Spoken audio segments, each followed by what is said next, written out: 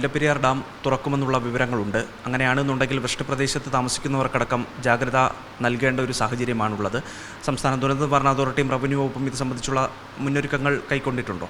തീർച്ചയായിട്ടും ജില്ലാ ദുരന്ത നിവാരണ അതോറിറ്റി ഇടുക്കിയിൽ വേണ്ട തയ്യാറെടുപ്പുകൾ നടത്തിയിട്ടുണ്ട്. ആളുകളെ മാറ്റി താമസിപ്പിക്കേണ്ട ആളുകളുടെ പട്ടിക തയ്യാറാക്കുകയും ഏറ്റവും അടിയന്തരമായി മാറ്റി താമസിപ്പിക്കേണ്ട ആളുകളെ മുൻകരുതലിൻ്റെ ഭാഗമായി മാറ്റുകയൊക്കെ ചെയ്തിട്ടുണ്ട്. അവരിലേക്ക് എല്ലാവർക്കും ഇൻഫർമേഷൻ പാസ് ചെയ്തിട്ടുണ്ട്. ഇതിൻ്റെ കേസ് എന്താണെന്ന് വെച്ചാൽ നമുക്കിപ്പോൾ മഴ ഇടുക്കിയിൽ ഈ കുറച്ച് സമയം മണിക്കൂറുകളായിട്ട് മഴ കുറവാണ് ഉള്ളത്.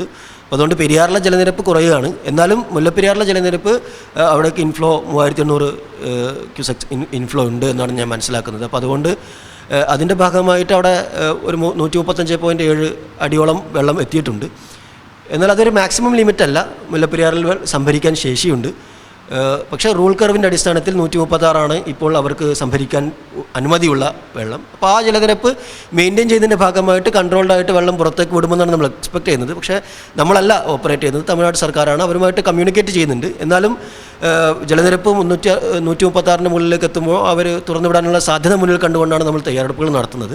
ഏതായിരുന്നാലും അവിടെ ആശങ്കപ്പെടേണ്ട സാഹചര്യം നിലവിലില്ല. വലിയ രീതിയിലുള്ള വെള്ളം തുറന്നുവിടാനുള്ള സാധ്യതയും നമ്മൾ മുന്നിൽ കാണുന്നില്ല. കാരണം ഈ 142 മുകളിലേക്ക് പോകുന്ന സാഹചര്യമല്ല ഇപ്പോൾ ഉള്ളത്. അല്ലെങ്കിൽ ഒരു എക്സ്ട്രീം അല്ലെങ്കിൽ ഒരു പരമാവധി നിരപ്പിലല്ല ഉള്ളത്. 136 എന്ന് പറഞ്ഞാൽ റൂൾ കർവ് എന്ന് പറഞ്ഞാൽ നമുക്ക് ഈ ഒരു ഘട്ടത്തിൽ സംഭരിക്കാൻ വേണ്ടി നമ്മൾ മുൻകൂട്ടി തയ്യാറാക്കിയിട്ടുള്ള ചില അളവുകളാണ്.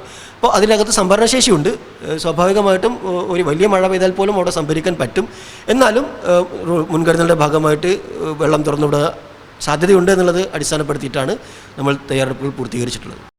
ഏറ്റവും പുതിയ വാർത്തകളും വിശേഷങ്ങളും വിരൽ തുമ്പിലറിയാൻ സീ മലയാളം ന്യൂസ് എല്ലാ ഡിജിറ്റൽ പ്ലാറ്റ്ഫോമുകളിലും ലഭ്യം.